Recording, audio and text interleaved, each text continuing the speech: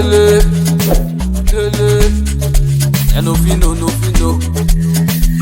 I have been through a lot. Ojú mi ti rock, mo ti run sana. Them talk say I no go find my joy. Many ladies don't turn my heart to toy. So I lock up.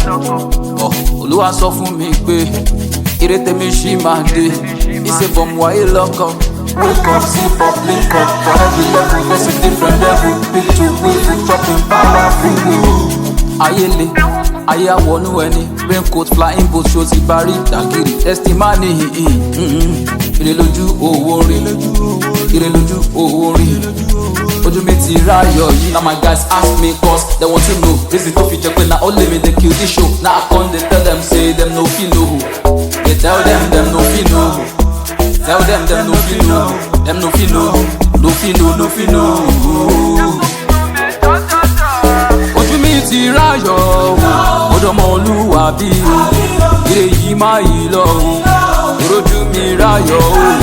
Ojú mi ti ráyọ̀ o. Mo dọmọ Olúwàbí o. Ire yìí máa yí lọ o. Ojú mi ti ráyọ̀ o. Can you show it and let it full? Gbàgbé òṣì ó lè fẹnu jà kan fún. Ẹ pẹ̀lẹ́ balẹ̀ mi ọ̀gágun. Wọ́n máa ti fìyàwó yín lánàá. Be careful lẹ́kan. Ojú ẹ máa rí ṣégè tó bá gan. You can ask Mr. J gan. Alágbọ̀n lọ́n ti forí bàbá jà fágbọ̀n yín gan. Everybody feel me gan. Àwọn girls ní feelings gan. My flows dey sweet gan. Just like ojú mi ráyọ̀ ni ó pretty gan.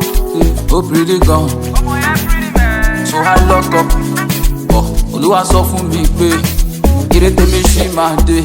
He say from why you lock up. Wake up, zip up, link up. For every level, there's a different level. Big to wave, chopping powerful.